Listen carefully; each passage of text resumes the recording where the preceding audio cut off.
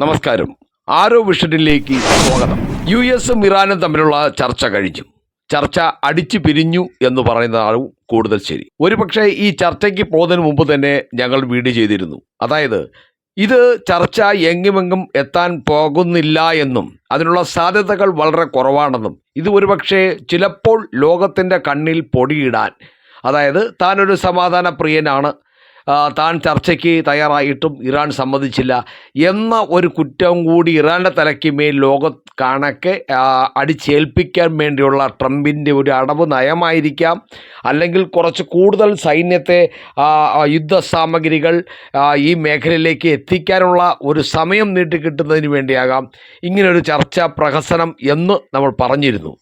തീർത്തും അക്ഷരാർത്ഥത്തിൽ അതുതന്നെയാണ് ഇപ്പോൾ സംഭവിച്ചിട്ടുള്ളത്.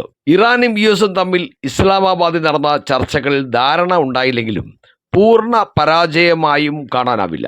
കാരണം 40 ദിവസത്തെ പോരാട്ടത്തിന് ശേഷം ആദ്യമായി നടന്ന പരസ്പര ബന്ധപ്പെടലായതിനാൽ പെട്ടെന്നൊരു ധാരണ പ്രതീക്ഷിക്കേണ്ടതില്ലായിരുന്നു.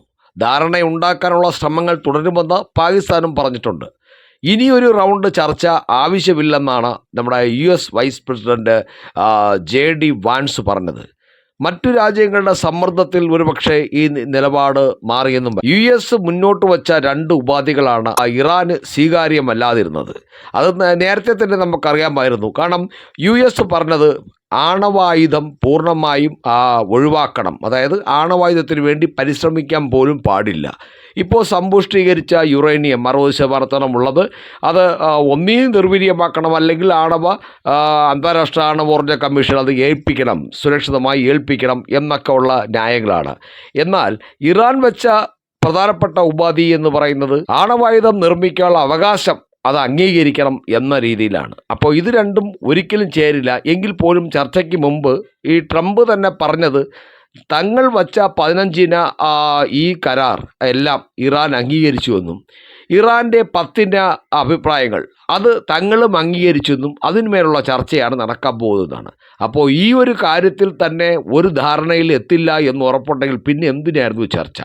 അതാണ് ഇപ്പോൾ ലോകം ചോദിക്കുന്നത്. അതാണ് പറഞ്ഞത്, ലോകത്തിൻ്റെ മുന്നിൽ കണ്ണിൽ പൊടിയിടാൻ വേണ്ടി വെറുതെ ഒന്ന് പറഞ്ഞു എന്നുള്ളതേ ഉള്ളൂ ചർച്ച. ഇറാൻ്റെ നിലവിലുള്ള ആണവ പദ്ധതി സൈനികേതരവും വൈദ്യുതിക്ക് വേണ്ടിയും ഉള്ളതായതിനാൽ അത് സാധ്യമല്ല എന്നാണ് ഇറാൻ തിരിച്ച് പറഞ്ഞിരിക്കുന്നത്. മാത്രമല്ല, നിലവിലുണ്ടായിരുന്ന യുറേനിയം സമ്പുഷ്ടീകരണ പ്ലാന്റുകൾ തകർത്തെന്ന് അമേരിക്ക തന്നെ അവകാശപ്പെടുമ്പോൾ ഇങ്ങനൊരു ഉപാധിയുടെ ആവശ്യം ഇറാൻ കാണുന്നില്ല എന്നുള്ളതാണ് പരമമായ യാഥാർത്ഥ്യം. 2, ഹോർമൂസ് ഉൾക്കടലിൽ സ്വതന്ത്രമായ നാവിക ഗതാഗതം അനുവദിക്കണം. ഇത് ഈ ഘട്ടത്തിൽ സമ്മതിച്ചു കൊടുത്താൽ ഒരുപക്ഷെ തങ്ങളുടെ പക്കലുള്ള തുറുപ്പ് ചീട്ട് നഷ്ടപ്പെടുമെന്ന് ഇറാൻ നന്നായിട്ടറിയാം. കാരണം ഈ യുദ്ധം ഉണ്ടായപ്പോൾ നിങ്ങൾ മനസ്സിലാക്കണം, അതായത് യുദ്ധത്തിന് മുമ്പ് ഹോർമൂസ് തുറന്നിട്ടിരിക്കുകയായിരുന്നു. ഇഷ്ടംപോലെ കപ്പലുകളും ചരക്ക് കപ്പലുകളും എണ്ണയും ഒക്കെ പൊയ്ക്കൊണ്ടിരുന്നതാണ് ഹോർമൂസ്. ഇറാൻ ഒരു അവകാശവാദവും ഉന്നയിച്ചിട്ടുമില്ല, ഒരു നിയന്ത്രണവും ഏർപ്പെടുത്തിയിട്ടുമില്ല. മാത്രമല്ല, ഒരു കപ്പലിൽ നിന്ന് ചുങ്കം പിരിച്ചിട്ടുമില്ല. പക്ഷേ അതിനൊക്കെ കാരണക്കാരനായത് ഈ ട്രംപ് തന്നെയാണ്. വെറുതെ എഴുതി ഇറാനെ പോയി ഇസ്രയേലിൻ്റെ വാക്ക് കേട്ട് ആക്രമണം തുടർന്നു. അങ്ങനെ നിൽക്കക്കള്ളിയില്ലാതെ വന്നപ്പോൾ ഇറാൻ ചെയ്തതെന്താണ്? ഹോർമൂസ് കടലിലേക്ക് അങ്ങ് അടച്ചു. ഇപ്പോൾ ട്രംപ് പിന്നാലെ നടക്കുകയാണ് അതൊന്ന് തുറന്നു കിട്ടാൻ വേണ്ടി. ഇപ്പോൾ ശരിക്കും യുദ്ധം ഹോർമൂസ് തുറക്കുന്നതിന് വേണ്ടിയുള്ള രീതിയിലേക്ക് കാര്യങ്ങൾ എത്തിയിരിക്കുന്നു. എന്നാൽ എന്തിനാണ് ഇത് തുറന്നു കിടന്ന ഹോർമൂസിനെ അടപ്പിച്ചതാരാണ്? ട്രംപ് തന്നെയാണ്. ഇപ്പോൾ ട്രംപ് ഹോർമൂസ് തുറക്കാൻ വേണ്ടി നടക്കുകയാണ്. അപ്പോൾ ഹോർമൂസ് അടച്ചപ്പോൾ ഉണ്ടായത് ലോകത്തിൻ്റെ വിവിധ കോണുകളിൽ, ലോകത്തെ എല്ലായിടങ്ങളിലും, പ്രത്യേകിച്ചും LPG ഗ്യാസ് ഉപയോഗിക്കുന്ന രാജ്യങ്ങളും അതില്ലാത്ത രാജ്യങ്ങളില്ലല്ലോ, അതുപോലെ എണ്ണ ഉൽപ്പാദനം, എണ്ണ ഉപയോഗിക്കുന്ന രാജ്യങ്ങളും അതും ഉപയോഗിക്കാത്തവരായിട്ട് ഒരു രാജ്യത്ത് ആരുമില്ല. അപ്പോൾ ഇങ്ങനെ നമ്മളെ നാട്ടിൽ തന്നെ എത്രയോ നിരവധി ഹോട്ടലുകളാണ് ഈ LPG ഇല്ലാതെ അടച്ചു പൂട്ടേണ്ടി വന്നത്. നിരവധി രാജ്യങ്ങളിൽ എണ്ണ കിട്ടാതെ എണ്ണയ്ക്ക് വില ഭയങ്കരമായിട്ട് കൂടിയിട്ടുണ്ട്. അപ്പോൾ ഇതെല്ലാം ലോകത്തിൻ്റെ വിവിധ കോണുകളിൽ ഹോർമൂസിൻ്റെ കയ്യൊപ്പ് എത്തിച്ചേർന്നു എന്നുള്ളത് ഇറാൻ അറിയാം. അപ്പോൾ ഇറാൻ്റെ ഇത്രയും ശക്തമായ ഒരു ആയുധമായി ഇറാൻ ഇപ്പോഴാണ് ഹോർമൂസിനെ മനസ്സിലാക്കിയത് എന്നുള്ളതാണ് ശരി. അപ്പോൾ അങ്ങനെ ഇരിക്കുന്ന സമയത്ത് ഹോർമൂസ് വിട്ടുകൊടുത്താൽ അതെല്ലാം പിടിച്ചെടുത്തതിന് ശേഷം ഒറ്റ രാത്രി കൊണ്ട് ഇറാനെ അടിച്ച് നശിപ്പിക്കാനാണ് ട്രംപിൻ്റെ ഒരു ഉദ്ദേശം. അതായിരിക്കും ട്രംപിൻ്റെ ചിന്ത എന്നാണ് നമ്മൾ മനസ്സിലാക്കുന്നത്. കാരണം ഹോർമൂസിന് ഇരിക്കും കാലം അതിന് ഇറാനെ കൂടുതൽ ആക്രമിച്ച് മറ്റെന്തെങ്കിലും സംഭവിച്ചാൽ ഹോർമൂസിൽ സ്ഥിതി എന്താവും എന്നുള്ളൊരു ചെറിയ ഭയം ട്രംപിന് ഉള്ളത് കൊണ്ടാണ് ആ ഹോർമൂസ് കൂടി പിടിച്ചെടുത്തതിന് ശേഷം ഇറാനെ നശിപ്പിക്കാം എന്ന ഒരു തീരുമാനത്തിൽ ട്രംപ് എത്തിയിരിക്കുന്നത് എന്നാണ് എനിക്ക് തോന്നുന്നത്. അപ്പോൾ ഈ തൻ്റെ ഈ ഇറാൻ്റെ നാവികശക്തി തകർക്കാൻ അമേരിക്കയ്ക്ക് ഇതുവരെയും സാധിച്ചിട്ടില്ലാത്തതിനാൽ അത് വെറുതെ വിട്ടുകൊടുക്കാൻ ഇറാൻ തയ്യാറാവുന്നുമില്ല. തങ്ങളെ ഒരു കാരണവശാലും ആക്രമിക്കില്ല എന്നുള്ള സുരക്ഷാ ഗ്യാരണ്ടിയാണ് ഇറാൻ ആവശ്യപ്പെട്ടത്. ഇറാൻ ആണവ പദ്ധതി നിർത്തിവെക്കുമെന്ന് ഉറപ്പ് നൽകാത്തിടത്തോളം അത് സാധ്യമല്ല എന്നാണ് അമേരിക്കൻ നിലപാട്. 40 ദിവസത്തെ ബോംബിങ്ങിലുണ്ടായ കനത്ത സാമ്പത്തിക നഷ്ടത്തിന് പരിഹാരമാണ് ഇറാൻ ആവശ്യപ്പെട്ടത്. എന്നാൽ ഇത് നൽകിയാൽ ഇറാൻ്റെ ആക്രമണങ്ങൾക്ക് ഇരകളായ അറബ് രാജ്യങ്ങളും നഷ്ടപരിഹാരം ആവശ്യപ്പെടും എന്ന ഒരു ഭയം US-ൻ്റെ ഭാഗത്തുണ്ട്. കാരണം US ഇറാനെ ആക്രമിച്ചത് കൊണ്ടാണല്ലോ വെറുതെ ഇരുന്ന ഗൾഫ് രാജ്യങ്ങളെ, അതായത് അമേരിക്കൻ്റെ സൈനിക താവളങ്ങളായ എയർബേസുകളായ എല്ലാ താവളങ്ങളിലും കയറി അമേരിക്കയുടെ സാന്നിധ്യമുള്ളിടത്തെല്ലാം ഇറാൻ തിരിച്ച് ആക്രമിച്ചു. അപ്പോൾ അതിന് കാരണം അമേരിക്കയാണ് എന്നുള്ളത് കൊണ്ട് തന്നെ ഇറാന് നഷ്ടപരിഹാരം കൊടുക്കുകയാണെങ്കിൽ തീർച്ചയായും ഗൾഫ് രാജ്യങ്ങളും ചിലപ്പോൾ അമേരിക്ക കാരണം ഇറാൻ്റെ ആക്രമണം നേരിട്ടു, അതിനുള്ള നഷ്ടപരിഹാരം ആവശ്യപ്പെട്ടാലോ എന്നൊരു ആശങ്ക US-ൻ്റെ ഭാഗത്തുണ്ട്. US-ലും 3 രാജ്യങ്ങളിലുമുള്ള ഇറാൻ്റെ നിക്ഷേപങ്ങൾ മരവിപ്പിച്ചിരുന്നത് ഉടൻ വിട്ടുകൊടുക്കണമെന്നുള്ള ആവശ്യവും അംഗീകരിച്ചില്ല എന്നാണ് അറിയുന്നത്. മാത്രമല്ല ഹിസ്ബുള്ളയുടെ നേർക്കുള്ള ഇസ്രായേലി ആക്രമണങ്ങൾ നിർത്തണമെന്ന ആവശ്യവും ചർച്ചയ്ക്കെടുത്തില്ല. കാരണം ഇപ്പോഴും ട്രംപ് പറഞ്ഞത് അത് ഇസ്രായേൽ നോക്കിക്കോളും, അത് ഇസ്രായേലും ലെബനനും തമ്മിലുള്ള കാര്യമാണ്, അത് ആ വഴിക്ക് ചർച്ച നടക്കട്ടെ, ഞാൻ അതിന് മറുപടി പറയാനില്ല എന്ന ഒരു രീതിയിലാണ് ട്രംപ് നീങ്ങുന്നത്. പക്ഷേ ഇറാൻ പറഞ്ഞത് ലെബനനും ഈ പശ്ചിമേഷ്യയിലെ ഈ മേഖലയിലെ മുഴുവൻ സമാധാനവും ഈ കരാറിനുള്ളിലുണ്ട് എന്നുള്ളതാണ്. കാരണം ഇറാൻ്റെ പ്രോക്സികളാണല്ലോ ഈ ഹിസ്ബുള്ള എന്ന് പറയുന്നത്. അപ്പോൾ അക്കാര്യവും ഇസ്രായേലും ലെബനനും തമ്മിൽ സംസാരിക്കട്ടെ എന്ന നിലപാടിലാണ് നമ്മളെ US. 2 ആഴ്ചത്തെ വെടിനിർത്തലാണ് പ്രതിനിധി സംഘം ചർച്ചകൾക്ക് പുറപ്പെടുന്നതിന് മുമ്പ് ട്രംപ് പ്രഖ്യാപിച്ചിരുന്നത്. ഇത്രയും കാത്തിരിക്കുമോ അതോ ഉടൻ തന്നെ വീണ്ടും ഇനി യുദ്ധം ആരംഭിക്കുമോ എന്നാണ് ഇനി കണ്ടറിയേണ്ടത്. കാരണം ചർച്ചകൾ പരാജയപ്പെട്ട സ്ഥിതിക്ക് ഇനി 2 ആഴ്ച കാത്തിരിക്കേണ്ട കാര്യമില്ലല്ലോ. ചർച്ചകൾ എന്തെങ്കിലും ഒരു സാധ്യത ഉണ്ടായിരുന്നെങ്കിൽ തുടർ ചർച്ചകൾക്ക് വേണ്ടി 2ാം ചർച്ച 3ാം ചർച്ച ഇങ്ങനെ അത് ദിവസങ്ങൾക്കുള്ളിൽ പരിഹരിക്കുന്നതിന് വേണ്ടിയാണ് ട്രംപ് 2 ആഴ്ച സമയം കൊടുത്തിരുന്നത്. ഏതായാലും ചർച്ചകൾ എങ്ങുമെങ്ങും എത്താതെ പരാജയപ്പെട്ട സ്ഥിതിക്ക് ഇനി യുദ്ധം പുനരാരംഭിക്കും എന്നുള്ള കാര്യത്തിലാണ് ലോകം നോക്കുന്നത്.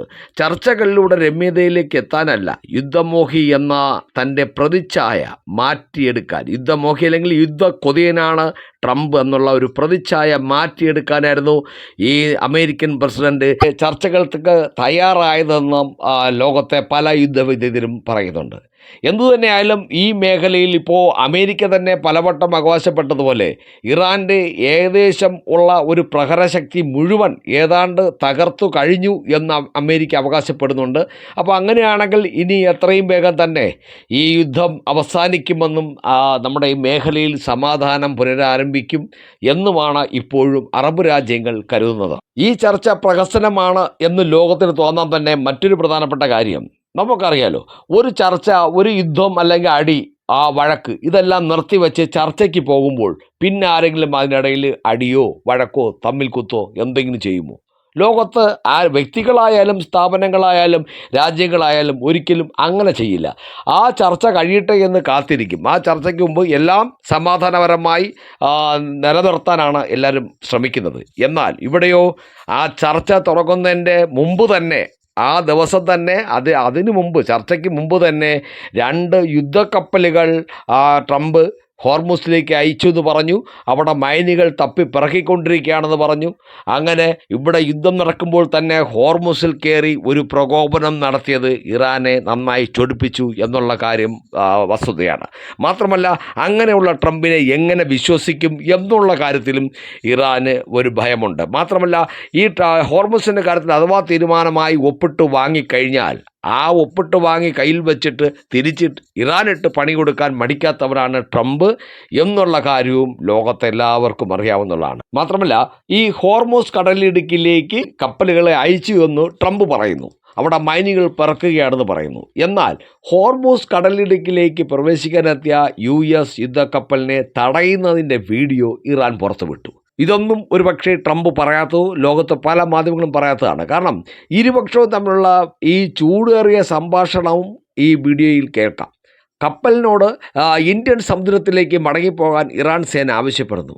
അപ്പോൾ അവർ പറഞ്ഞ മറുപടി തങ്ങൾ രാജ്യാന്തര നിയമം പാലിച്ച് കടലിടുക്ക് കടക്കുകയാണെന്നായിരുന്നു ആ മറുപടി. ചൊവ്വാഴ്ച 2 US കപ്പലുകൾ ഹോർമൂസ് കടലിടുക്കിലേക്ക് പ്രവേശിച്ചതെന്നാണ് US സേന അവകാശപ്പെട്ടത്. അതായത് മൈനുകൾ പറക്കാനും ഗതാഗതം സുഗമമാക്കാനും എന്നാണ് ട്രംപ് പറഞ്ഞത്.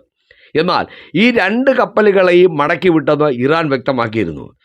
ഈ റിപ്പോർട്ടുകൾ വരുമ്പോൾ നമുക്ക് മനസ്സിലാവുന്ന കാര്യം ഇറാൻ പറയുന്നത് സത്യസന്ധമായ കാര്യമാണ്. കാരണം അവർ തെളിവ് സഹിതം പറയുന്നു. എന്നാൽ ട്രംപ് വെറുതെ ഗ്യാസ് അടിക്കും പോലെ ഇങ്ങനെ വീമ്പിളക്കുകയാണ്. ഈ മടക്കി വിട്ടെന്ന് പറഞ്ഞതിന് പിന്നാലെയാണ് ലോകത്തെ ബോധ്യപ്പെടുത്താൻ വേണ്ടി ഇറാൻ ഈ വീഡിയോയും പുറത്തുവിട്ടത്.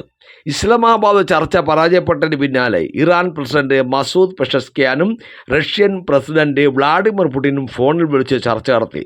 രാജ്യാന്തര നിയമത്തിൻ്റെ ചട്ടക്കൂടിലേക്ക് വരാൻ US തയ്യാറായാൽ ചർച്ച തുടരാം എന്നാണ് ഇറാൻ്റെ നിലപാട്. ഒരുപക്ഷെ വരും ദിവസങ്ങളിൽ ചർച്ച പുനരാരംഭിക്കാൻ പാകിസ്ഥാൻ മധ്യസ്ഥത വഹിക്കുമെന്നും പാകിസ്ഥാൻ്റെ വിദേശകാര്യമന്ത്രി ഇഷാഖ് ദർ പറഞ്ഞിട്ടുണ്ട്. യുദ്ധത്തിന് മുമ്പ് രാജ്യാന്തര വിപണിയിലെ അസംസ്കൃത എണ്ണയുടെ വിതരണത്തിൻ്റെ 20% ഈ ഹോർമൂസ് വഴിയായിരുന്നു. ഇത് തടസ്സപ്പെട്ടതോടെയാണ് ലോകമെങ്ങും ഇന്ധനക്ഷാമമായത്. ഒരുപക്ഷെ ഈ ഇന്ധനക്ഷാമം LPG ആയാലും എണ്ണയായാലും അനുഭവിക്കാത്ത ലോകത്തെ ഒരു രാജ്യവും ഇല്ല എന്നുള്ളതാണ് പരമമായ യാഥാർത്ഥ്യം. ഇതിനിടയിൽ ചൈന ശക്തമായി രംഗത്ത് വന്നില്ല എങ്കിലും പിന്നാലെ ഇറാനെ സഹായിക്കുന്നുണ്ടെന്ന പല അനുഭവങ്ങളിൽ നിന്നും അല്ലെങ്കിൽ ഇറാൻ്റെ ചില തിരിച്ചടികളിൽ നിന്നും അമേരിക്കയ്ക്ക് മനസ്സിലായി. പ്രത്യേകിച്ച് അമേരിക്കയുടെ രഹസ്യാന്വേഷണ വിഭാഗം അതിനെക്കുറിച്ചുള്ള റിപ്പോർട്ട് കൊടുത്തു. ഇപ്രകാരം ട്രംപ് ഇപ്പോൾ ഒരു കാര്യം പറഞ്ഞിട്ടുണ്ട്. ഇറാന് ആയുധങ്ങൾ വിൽക്കുന്ന രാജ്യങ്ങൾക്ക് 50% തീരുവ ഏർപ്പെടുത്തുമെന്നാണ് പറഞ്ഞത്. ചൈനയെ ഉദ്ദേശിച്ച് തന്നെയാണ് US പ്രസിഡന്റ് ഡൊണാൾഡ് ട്രംപ് പറഞ്ഞു. മാത്രമല്ല, ഇറാന് മിസൈൽ പ്രതിരോധ സംവിധാനം ചൈന കൈമാറാൻ ഒരുങ്ങുന്നു എന്ന റിപ്പോർട്ടുണ്ടായിരുന്നു. ഈ സാഹചര്യത്തിലാണ് തീരുവ ഭീഷണി ഉയർത്തിയതെന്ന് ട്രംപ് പറഞ്ഞിട്ടുണ്ട്. അതായത് ചൈന മാത്രമല്ല, റഷ്യയുടെയും നല്ല സാങ്കേതിക സഹായം അല്ലെങ്കിൽ രഹസ്യാന്വേഷണ വിഭാഗം ഇതെല്ലാം കൃത്യമായി ഇറാന് കിട്ടുന്നുണ്ടെന്നുള്ളത് നമുക്ക് ഇതിൻ്റെ ഇറാൻ്റെ തിരിച്ചടി കാണുമ്പോൾ തന്നെ ലോകത്തെല്ലാവർക്കും അറിയാം. കാരണം അത്രയധികം അത്യാധുനിക സംവിധാനങ്ങളോ റഡാറുകളോ ഒന്നുമില്ലായിരിക്കുന്ന ഈ നമ്മുടെ ഇറാനാണ് അമേരിക്കയുടെ 12ഓളം ഫ്ലൈറ്റുകളെ യുദ്ധ വിമാനങ്ങളെ വെടിവെച്ചിട്ടത്, 2 ഹെലികോപ്റ്ററുകളെ തകർത്തത്. ഇതൊക്കെ കൃത്യമായി ഇതിൻ്റെ പൊസിഷനിങ്ങും ബാക്കി എല്ലാ കാര്യങ്ങളും മനസ്സിലാക്കണമെങ്കിൽ തീർച്ചയായും നല്ല ഒരു ഇതിൻ്റെ രഹസ്യാന്വേഷണ വിഭാഗത്തിൻ്റെ കൃത്യമായ ഒരു ഇൻ്റലിജൻസ് റിപ്പോർട്ടുകൾ കിട്ടിയിട്ടുണ്ട്. അതിന് പിന്നിൽ റഷ്യയാണെന്ന് അമേരിക്കയ്ക്കും അറിയാം. ഒരുപക്ഷെ റഷ്യയും ചൈനയും ഇതുപോലെ പിന്നിൽ ഒരു ശക്തരായി നിലകൊള്ളുന്നുണ്ട് എന്നുള്ള വിവരവും ട്രംപിനറിയാം. ഇനി കരയുദ്ധത്തിലേക്കോ മറ്റേതെങ്കിലും യുദ്ധത്തിലേക്കോ ഒരു നാഗരികതയെ നശിപ്പിക്കാൻ വേണ്ടി ട്രംപ് മുന്നോട്ടിറങ്ങിയാൽ സുഹൃത്ത് രാജ്യമെന്ന നിലയിൽ ഈ പിന്നാമ്പുറത്ത് കളിച്ചുകൊണ്ടിരുന്ന റഷ്യയും ചൈനയും മുന്നേറ്റ നിരയിലേക്ക് എത്തുമോ എന്നുള്ള ഒരു ഉൾഭയം കൂടി ട്രംപിനുണ്ട്. അങ്ങനെയാണെങ്കിൽ ഇവരെ 3 പേരെയും കൂടി നശിപ്പിക്കാൻ എന്തു ചെയ്യും? ട്രംപിന് ഒന്നും ചെയ്യാൻ കഴിയില്ല. മാത്രമല്ല, അമേരിക്കയിൽ ട്രംപിനെതിരെ വളരെ ശക്തമായ പ്രതിഷേധമാണ് ഇപ്പോൾ നടന്നുകൊണ്ടിരിക്കുന്നത്. വെറുതെ ഇരുന്ന അമേരിക്കയെ യുദ്ധത്തിൽ കൊണ്ടിറക്കി. മാത്രമല്ല, എത്രയോ ബില്യൺ ഡോളറിൻ്റെ നഷ്ടം അമേരിക്കയ്ക്ക് വരുത്തി വെച്ചു. അതുപോലെ സമാധാനം കളയുന്നു തുടങ്ങി, ട്രംപ് രാജാവ് കളിക്കുന്നു തുടങ്ങി നിരവധി ആരോപണങ്ങളിലൂടെ സഞ്ചരിക്കുന്ന ആളാണ് ട്രംപ്.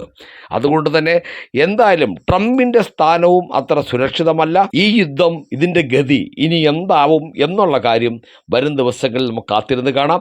അപ്പോൾ മറ്റൊരു വീഡിയോയുമായി വീണ്ടും കാണാം. അതിനു മുമ്പ് ഈ ചാനൽ ആദ്യമായിട്ട് കാണുന്ന ആളാണ് നിങ്ങളെങ്കിൽ തീർച്ചയായും ഇതുപോലുള്ള വാർത്തകൾ കൃത്യമായും സത്യസന്ധമായും നിങ്ങളിലേക്ക് എത്തുവാൻ ഈ ചാനൽ ഇപ്പോൾ തന്നെ സബ്സ്ക്രൈബ് ചെയ്യുക. തൊട്ടടുത്തുള്ള ബെൽ ഐക്കൺ കൂടി ഇനാബിൾ ചെയ്ത് വയ്ക്കുക. അപ്പോൾ മറ്റൊരു വീഡിയോയുമായി വീണ്ടും കാണാം. നന്ദി, നമസ്കാരം.